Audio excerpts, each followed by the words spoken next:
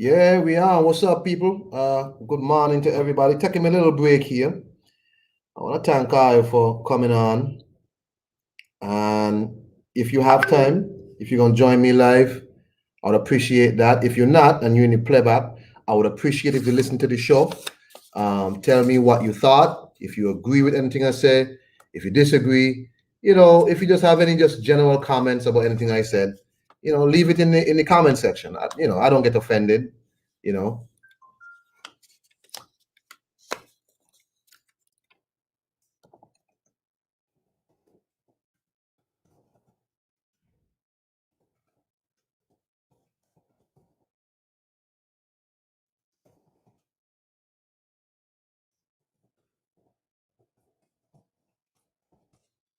My bad. Sorry, I just had a phone call. So yeah, man. Anything I said that you might be offended about, that's cool. You can leave it in the comment section. I'm on break, and today we're gonna be talking about. Well, let me start off firstly with a new discovery of a lady who I should have known about a long time ago, since I consider myself somewhat of a combat sports fan, and also a former combat sport practitioner. Her name is Fredia Gibbs, and I understand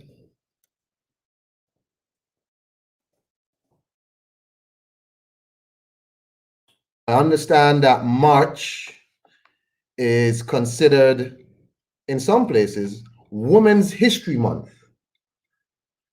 And I want to highlight this lady today because I just happened to turn on my computer this morning and I saw like a little mini story on her where she was talking about her experiences being bullied as a child. Let me pull up Fredia Gibbs. Fredia the Cheetah Gibbs.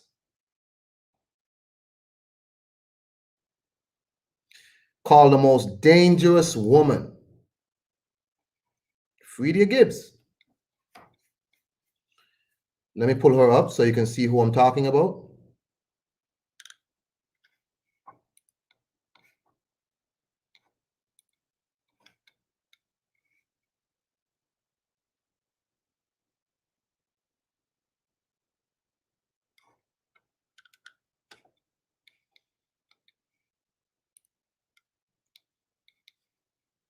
Let me make sure I pull her up. I want y'all to see this lady so y'all could know what's up, Toby? How you doing, man?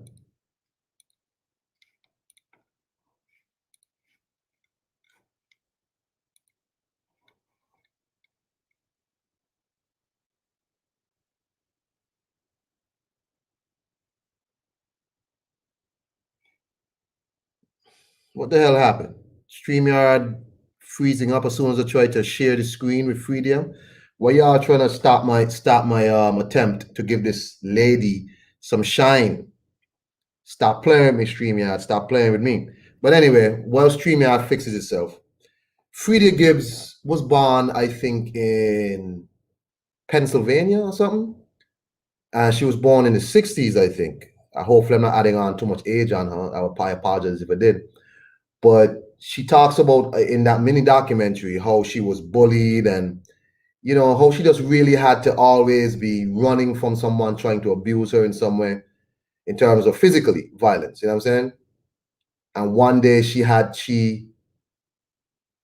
her uncle, who was a martial arts practitioner, had to stop her and tell her, nah, you can't continue running around. You can't continue to be a victim, basically. And so he started teaching her how to defend herself. And he started teaching her how to, just have more confidence in herself through being able to take care of herself. You know what I mean? And just from years and years of training, she ended up entering local tournaments, I guess, maybe regional stuff. And then she got into kickboxing. And it was so strange because she trained with a guy who I used to like to see do kickboxing on TV, like old videos that ESPN used to play. And his name was Benny Urquidez. Benny Urquidez also acted in a lot of Chinese movies, them Jackie Chan movies. and I was a big fan of Betty. You know, it was just interesting that she trained with him. But the story basically goes on to talk about how she ended up beating this European lady in a kickboxing match where she was clearly the underdog in Los Angeles. You know, pay-per-view and all of that.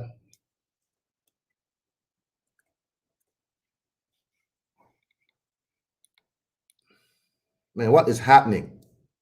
It's like StreamYard is crashing or something, man.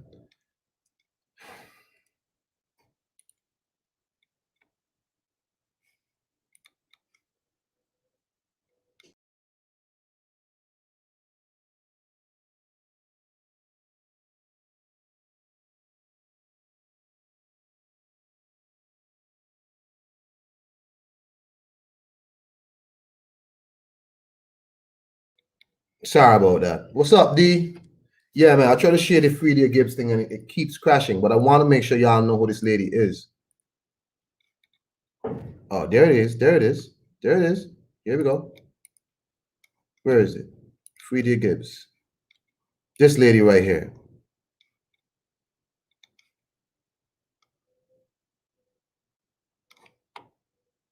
I'm saying this lady right here, Fredia Gibbs. And the documentary really went on to talk about how she really became the first Black woman to be a headliner on a pay-per-view combat sports card in America. And she went on in that fight and she knocked out the heavily favored Europe. I forgot the lady's name. And she knocked out stopped the lady. And she, you know, she really, you know, it's weird how these things happen where people are sort of forgotten about because maybe they didn't have the mainstream push, especially at that time. Imagine who Freda Gibbs would be now. You know, like if there was a UFC back then, or if there was even an avenue for her to compete maybe in Pride or K1 or Glory, one of these organizations. You know, and she was really the first one. And she pointed out that before Layla Ali and Amanda Nunes and all these people, you know, she was the first to do pay-per-view. And she won. She was a champion, right? And I just wanted today shout out Fredia Gibbs, Fredia the Cheetah Gibbs, and wish her the best. I subscribed to her page. I'm sure I saw her resubscribe to mine. One day I would love to have a conversation with her so she could tell more of her story, because, you know, I didn't know much about her, but seeing people like Clarissa Shields now, who's boxing, very gifted lady. Clarissa Shields also follows her on Instagram. You know, it's strange how women are still in America are still searching for a place in the combat sports world. So one day I would like to speak to Fredia. I'm going to reach out to her. Hopefully she will grant me a little, you know, a mini interview. She's probably a busy woman anyway, but one day hopefully she'll grant me a little mini interview, and I'd just love to speak to her and speak about women's sports, women's combat sports, and her life in general. So one day, and I want to shout out today, Fredia the Cheetah Gibbs. Peace to you, Queen.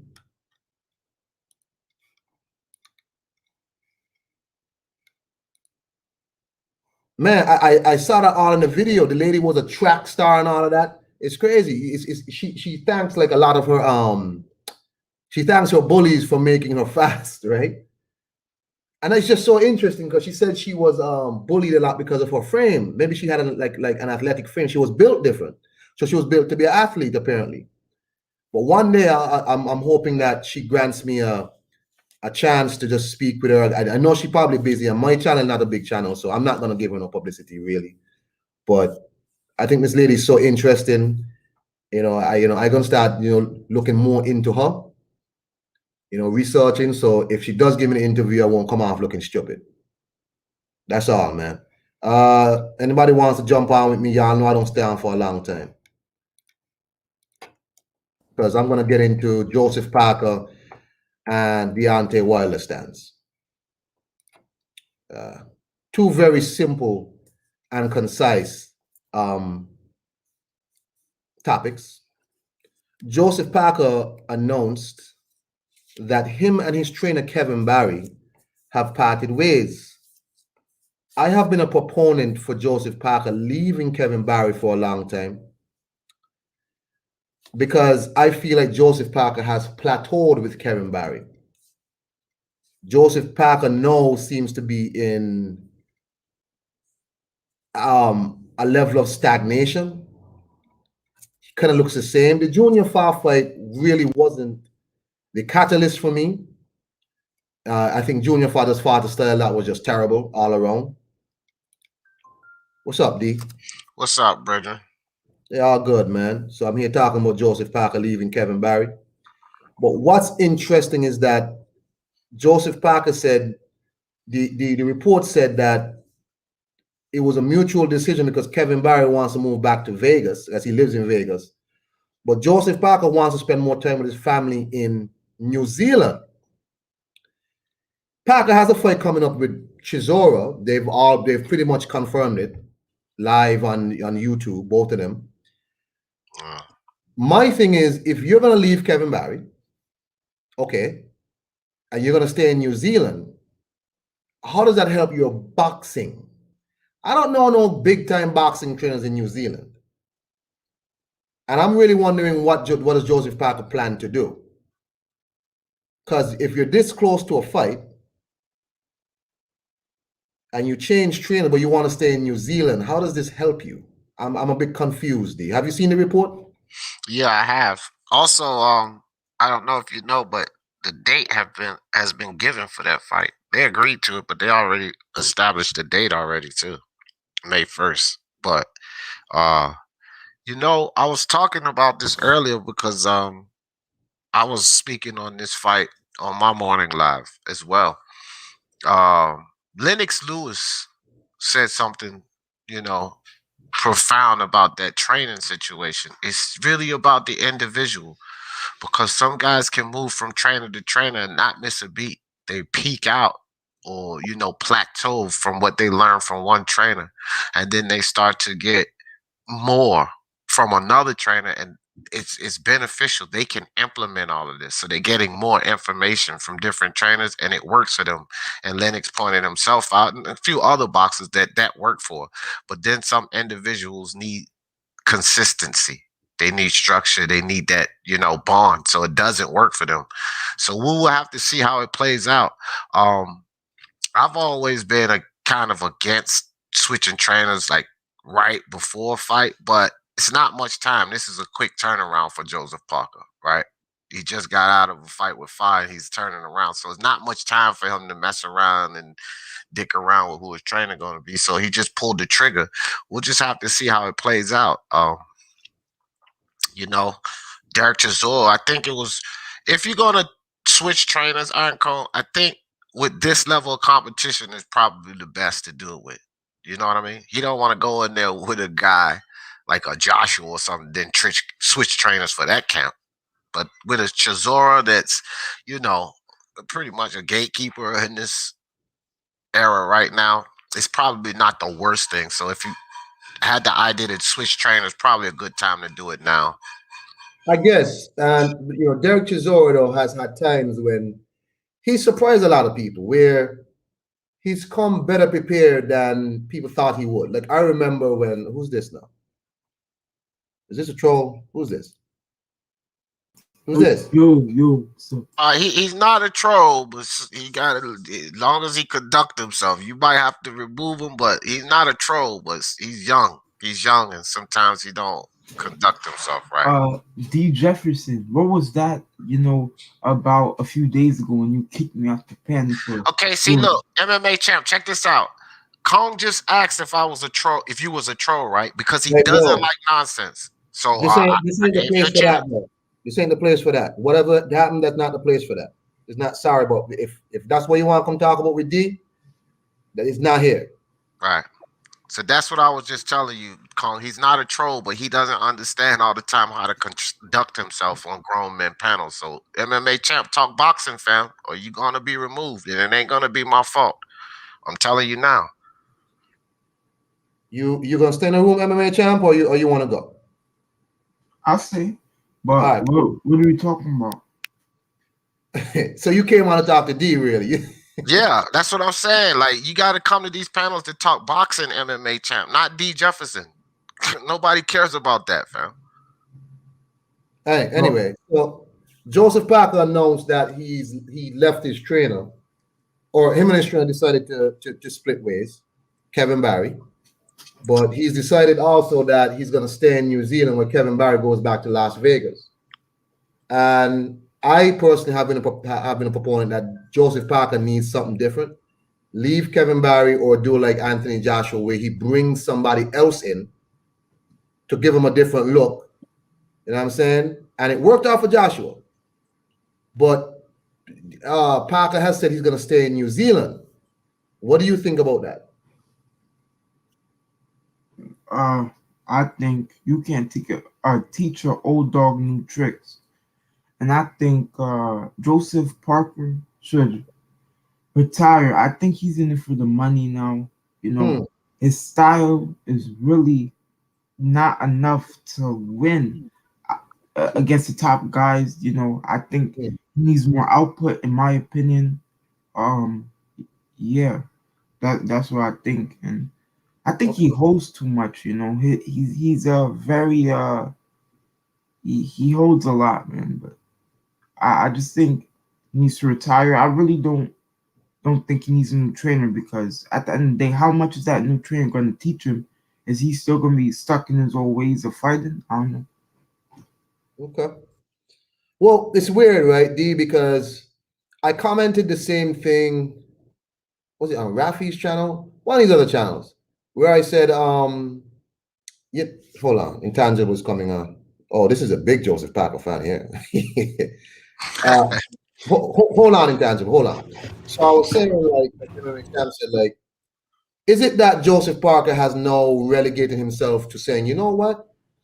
I'm going to just be a B and C level fight guy now, because if I'm going to stay in New Zealand, like he said he wants to stay in New Zealand more because he has a young family or whatever, that's cool. But I don't know no big trainers like are from New Zealand. So I'm wondering, like, bro, like who's going to train you in New Zealand? You going to go to junior fast camp? Because those are the only big people, like people who are doing combat sports in that area that I know of. So, I mean, has Joseph Parker pretty much consigned himself to one level of competition? With that, let me bring in Intangible. First off, thanks for having me on. Second off, to state my thoughts on the move. I mean, at this point, maybe a change in scenery is the right idea, but Kevin Barry, even though I don't necessarily rate him highly, there have been instances where he does actually give good corner advice to Joseph Parker, like in the junior fight. And Joseph Parker just does not follow through on it because Joseph Parker's stuck in his own ways, his own mentality. You know, he needs to have a trainer who can bring the best out of him, that can bring the dog out of him, and that their sort of, I guess, an intense mentality can reciprocate onto him. And Kevin Barry just doesn't quite have that. Even though Kevin Barry does give him good technical advice, he doesn't follow through on it because he doesn't mentally have it within him. Joseph Parker, there's nothing really exciting going on about him. He's a talented heavyweight, but, I mean, if he's going to stay in New Zealand, he's going to need a trainer that can travel over with him. Maybe I'm trying to think of who would be a good trainer for him. I think possibly maybe a Mark Tibbs or Salas. No, not even Salas. I don't even know, to be honest. He's a tough case because, I mean, he has a good base, but does he have the mentality to be able to pick up new traits? And he's pretty experienced at this point. He's had a relatively long career at world class. So who's going to take him to the next level? I really don't know. Black.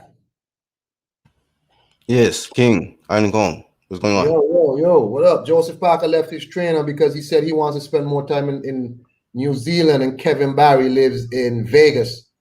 What's your thoughts, man? Nothing on Joseph Parker. Hey, Hey, bro. Hey, hold on. I was just gonna stay quiet until you got to the Wilder shit. What happened with the Wilder? Nah, because that's from your show last night. Hold on, I'm coming to Oh. that. No. I don't know one guy who people seem real just completely disinterested with other than Joseph Parker. People are not interested in this guy. That's a goddamn shame, D. Yeah, it is, bro. You know, like you know what, Iron Cone. It's like I think it's one of those things where a lot of fans had high hopes for him, and the fights he was supposed to pull through, he just kept letting them down, right? And then so they just get to the point where it's like, oh fuck him, right? I think that could be like what it is, one of those things. But yeah, you're right. A lot of people don't really have much interest in him. That's a shame, man, because I think when he won the belt and then he got the Joshua fight, and then it was like his star was kind of rising, right? Then all of a sudden he just went completely downhill. And you know, he would fight these fights with like Alex Leopai or Shondell Winters. And people Alexander Flores. Right, and people just wouldn't care. Sorry, Flores. And who was Leopai? What's his name? Alex Leopai, yeah. Right. Basically, a guy who got knocked out by Kevin Johnson, who challenged against Vladimir Klitschko, was bizarrely made mandatory after beating Boitsov. And against Klitschko, I don't even think he landed a single punch in that fight. That's crazy, bro. So people just don't care. Oh, my bad. Leopai was significant because it was a Samoa rivalry. Period. Right. That's all. All of that other stuff. Yeah, he was just. That's what the significant was with Leopai. Yeah, man. We're gonna have Joseph Parker, like what D said. Like, if you're gonna switch trainers, you switch it with a guy like Chisora, maybe, because Chisora ain't no top tier cat anymore. But he gonna have a problem because if it's really that you're gonna stay in New Zealand, I think Toby said, you know, the man said he really missed his family around him. But let me tell you something. If you're from New Zealand and you pick this profession, you already know New Zealand is not the place for you. You already know. If I pick professional boxing, I know I can't stay here on this island. It ain't no world-class trainers here. You know what I'm saying? So I know that I'm going to have to sacrifice away from my family. You're going to have to, or this is the wrong profession for you, sir. So I don't know who he going to get to come to New Zealand because New Zealand is very strict right now during COVID. They shut down the country for one COVID case the other day. And I want y'all to just understand that Joseph Parker might not ever be no A-level guy again. Never. What you plan to do? Well, as a champion, he was never an A-level champion. Now, he may be an A-class heavyweight because he was a champion, but he's not an A-class champion, not even in the slightest. He is a B to C class champion. Always has been, always will be. I just don't expect much to change from him. I'm sorry if I sound harsh, but I just... What's there to be excited about, honestly? You said you don't care if that man just goes away and whatever. You don't like this man. Did Joseph Parker punch you in your face already, boy? Worse. Subjected me to the junior fall fight. D, it's like Joseph done stole something out their crib or something, man. You don't like this guy, bro. He stole time out of my existence. Yeah, man. You know what, Colin? I actually liked the Joseph Parker versus Chisora fight, to tell you the truth, though. I do. I like the fight. I don't have a problem. But my thing is, Joseph gonna have to decide who he is, because trust me, Chisora knows who he is. He coming. He gonna come for the first 4 rounds. He coming. Right. You understand? Chisora knows exactly who he is. He not stupid. You understand? So he coming for the first 4 rounds, maybe half of the 5th. He gonna give you hell. So Joseph Parker needs to be on his P's, because if he lose this fight, yeah, you know what it is, Kong. I think Derek Chisora has accepted his role in the heavyweight division, and Joseph Parker is there with him, but he don't accept it yet. He don't accept that he's just a gatekeeper. he gonna figure it out sooner or later. somebody gonna teach him. Just know. Woodock says Parker is happy to be a bridesmaid. I would have to agree. He don't seem like he making no moves for no better. I mean, I'm interested to hear who's gonna be his trainer, because it ain't no big time boxing trainers in New Zealand, sir. I'm sorry. Tone says Parker won't have to go looking for Del Boy. Del Boy might have to go looking for Parker. Hey, Del Boy gonna come. He gonna come. He knows who he is. He gonna come. Woodok says Parker and Teddy Atlas put a rocket up his back, said he's too docile. Maybe that's just who Joseph Parker is, though. Maybe that's just who he is. He don't really have that in him to do this profession. Or I think he don't have it in him when he's faced with competition that's not gonna move. The competition that's not gonna wilt at him, I don't think he has it in him to try and impose his will. Like when dudes are just not going to back down from him, he not going to force his way onto the onto the fighter, and that's unfortunate for Joseph Parker. But that's it for me on Joseph Parker. I'm not staying on long, by the way. I want to just say about Black Left. I had the chance to be on Black's Live yesterday, and certain individuals come on Black's Live sometime that I'm really like, and I see them around, because these are not people who just on Black's Live. And these people come on and they stand so hard for Deontay Wilder. And I really have to ask some of these people, like, I have to really ask them, like, do you think you're doing yourself and Deontay Wilder any favors? One dude was on last night on Black's Live, and no matter how much questions they ask him, Tyson Fury is a cheater, they need to run it back. And they kept telling the guy, they ran it back already. They've had 2 fights. How much more time, how much more do-overs does Deontay Wilder need? Yeah, bro. It's ridiculous, Kong. It is, bro. Because the thing is with this, if Wilder is as great as you guys felt he was, he should have never needed the rematch.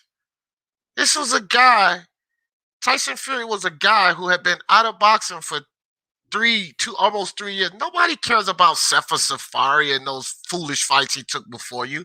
You cherry-picked Tyson Fury, and you couldn't get the job done. So then you had a second opportunity to get the job done, and you still didn't get it done. To hell with Wilder. And you came out making excuses about it. To hell with Wilder, fam.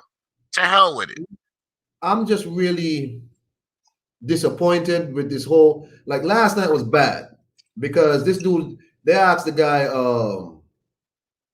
they were talking, he was saying Tyson Fury a cheater, he did this, he was a cheater before that, he cheated in the past. And so they asked him, well, hold on now. If he was a cheater in the past, and y'all know all this know, that means he was a cheater before the first fight. Why didn't y'all have a problem before the first fight? Why didn't y'all tell Wilder not to fight this cheater in the first fight? People are telling me, oh, because Wilder don't have an issue fighting cheaters. I'm like, well, okay, cool. So if you don't have an issue fighting cheaters, then why are you arguing about that the guy is a cheater? I don't want to hear none of this, bro. I want to tell you Wilder stands. You're not doing no favors for Deontay Wilder. Stop. You know what I'm saying? Stop. The guy went on to talk about how Tyson Fury got help from the ref, and he got a long count, and he got this and he got that. Somebody asked him again, did you have a problem when they checked Deontay Wilder when Ortiz was beating his ass in the first fight? He don't want to answer that. Oh, Wilder got a good heart. Let me tell you something, man. I want y'all to stop. If y'all are really a fan of this man, I'm urging y'all to stop. It is ridiculous. Y'all make this man sound like he really a hoe. And man, I don't know. I don't know, D. It was really disappointing last night. These people come on all the time and make fools of themselves for somebody who they never gonna meet. Who don't really give 2 shits about him, and they don't understand. Like, if the guy gave a damn about you, first off, he would show integrity. If he gave a damn about you, he wouldn't lie to you. The dude's clearly lying to you guys. That's the thing. Like, He got y'all out here capping for him, pushing this foolishness, and he lying the whole time. Yeah, he lying.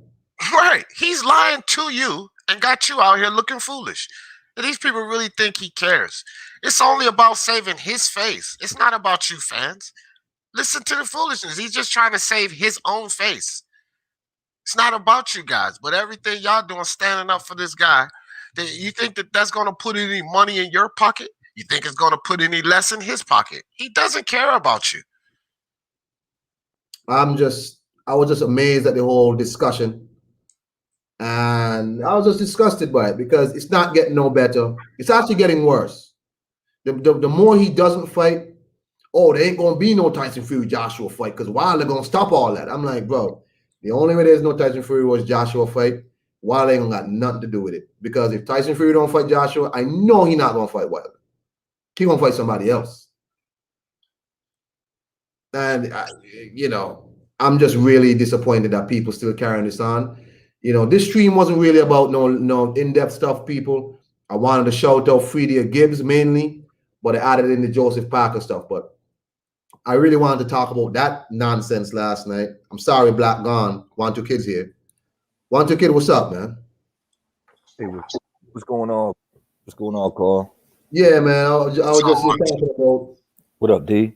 How y'all doing, man? Nonsense last night on Black stream with this dude Ben Israel and these other people making these excuses for Wilder. Now, I kind of stopped talking about Wilder on my streams like that, but last night it really triggered me because I was like, yo, this shit not getting no better. Yeah, I actually had to leave. I was like, I don't know if I can handle this. I was because when you're talking about heart and you like, he got a good heart and you gave him an opportunity, I'm like, I get it. Then you say the man cheated, I get it.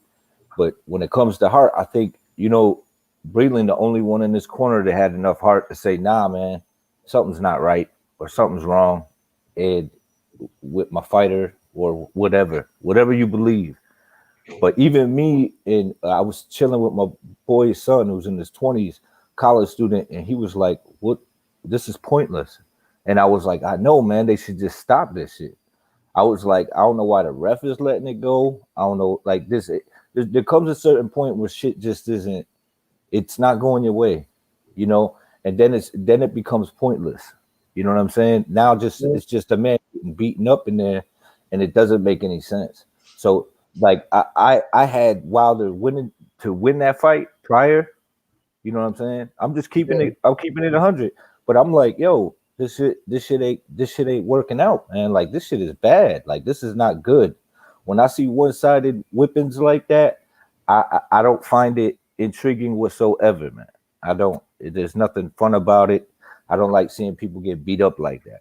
You know what I mean? So I was just like, I think Breland was the only guy that said, nah, man, who cared about this dude so that he could fight another day. Point blank, period. And you know what else want to? Like, why are they throwing everything out the window concerning this? When you see a guy get beat up one-sided like that, slim to no chance will he win the rematch. Like when there's a good rematch, it's like a little give and take. Like Regis Prograis, Josh Taylor, and that warrants for a good rematch. Even Teofimo Lomachenko, the way he came on, that warrants for a good rematch. But a one-sided display doesn't cry rematch. Like, what are they looking for? Another one-sided display? I mean, that's not even a fight worthy of a rematch. I mean, some people want to see it for whatever reason, I get your point though, but I mean, when it comes to what was like, they did fight twice already. Me, myself, as a fight fan, I just want to see Undisputed, and I would love to see Wilder get it together and hop back in there and go for Undisputed. You know what I'm saying? I think it would probably be better for him for some tune-ups, because when you go out that badly, it's best that you rebuild yourself as to just jumping back in there. You know what I mean? Because I don't know if that's the best idea. I don't think it's smart. Some people have pulled it off, but it's rare, So I would play it by the numbers if I gave a fuck about my fighter, or if I gave a fuck about a guy that I admired. You know what I'm saying? Right. Bud says Wilder got a big non-boxing fan base like Ryan Garcia. They're just ignorant to the sport. You goddamn right. I'm just really because these people don't even be talking about boxing. These people were telling me how good of a heart Deontay got. He took him out of crack house. Oh, really? Deontay Wilder went to England and walked him out the crack house and all that? Or did Tyson Fury said, you know what?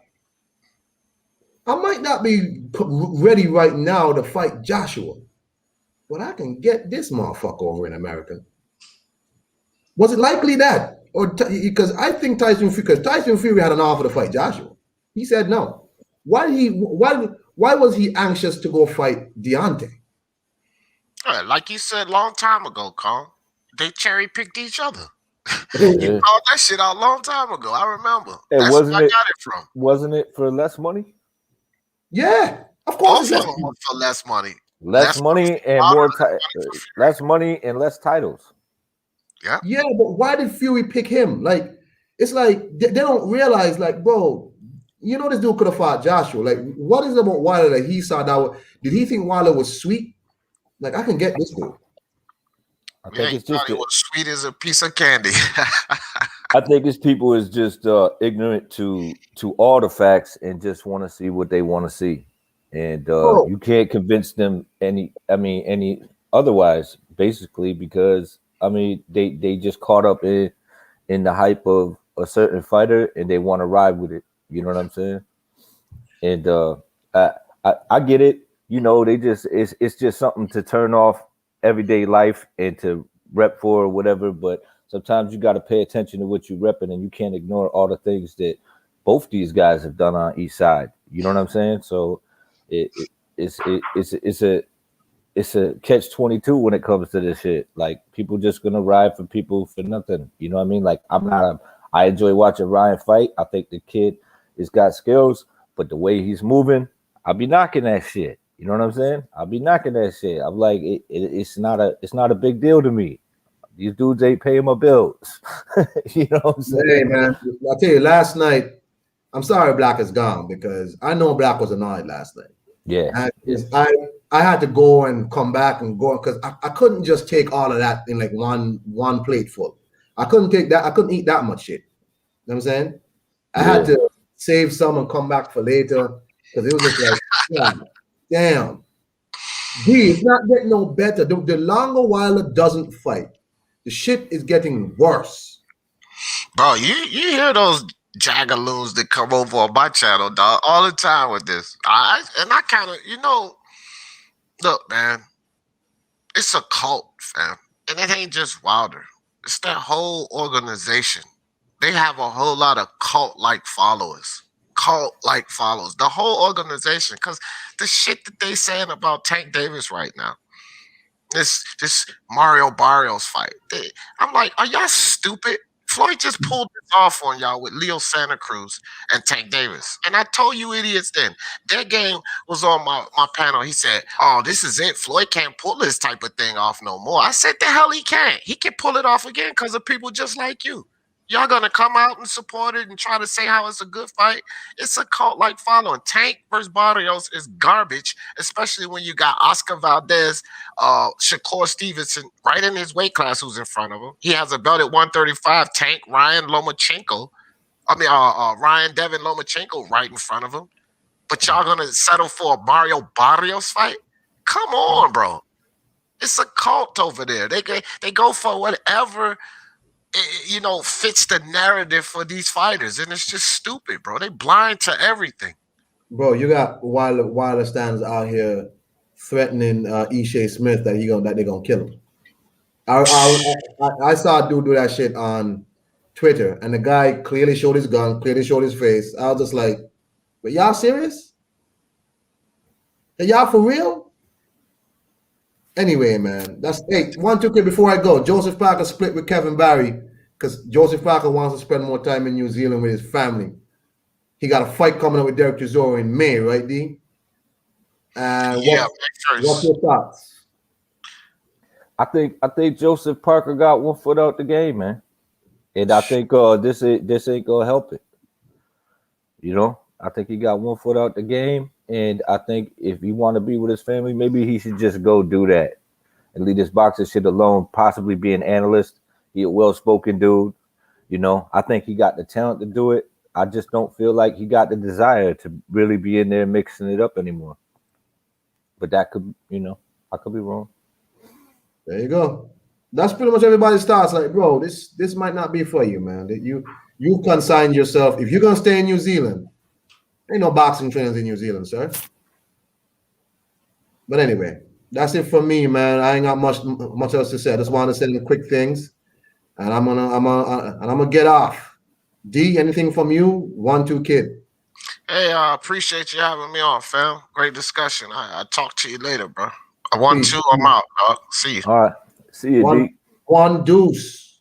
Well, I just had to hop on because I've been missing some of your lives. I'll be catching the playbacks, but I was like, you know, let me hop on here, man, because I enjoy your rambles, man. So I just wanted to get on and show some support for a damn good channel.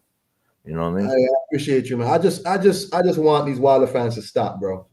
Like, I really just want them to stop, take stock of their life. Because I'm sure a lot of these people have children who they say, stop making excuses. They tell their children, don't make no excuses, but you support this big grown, baddest man on the planet, dude, making all these excuses. So how are you going to tell your child don't make no excuses? Yeah, I've heard it, man. Yeah, I've heard it. It spreads too, because I heard someone say that about De La Hoya recently. They were like, well, my dad didn't like De La Hoya, so I don't like De La Hoya. So it's like, okay, you know, all right, I got it. You know what I'm saying? But, you know, yeah, that's just the way things can go sometimes, man. It's like, you know, we just got to prioritize what we're doing. Yeah, man. Thank you, 1, 2, kid. No problem, man. Peace. Hey, thanks to y'all in the chat, man, for coming on, listening to me. I want to say again, shout out to Fredia Gibbs. I'm going to hopefully reach out to her. I would love to get an interview with that lady. I can't say I'm no expert on Fredia Gibbs, but I would love to become an expert on that lady. That lady seems so interesting. Did you know Fredia Gibbs also fought off a dude who was revealed to be the Grim Sleeper serial killer? She tried to lock her in a van and rape her, and of course, I guess murder her. Fredia Gibbs. I tell you, I got to talk to this lady. I want to know who she is. You know what I'm saying? So look up Fredia Gibbs. I'm going to reach out to her. I would love to speak to her. I'm telling y'all, man. Y'all have a nice day. Peace.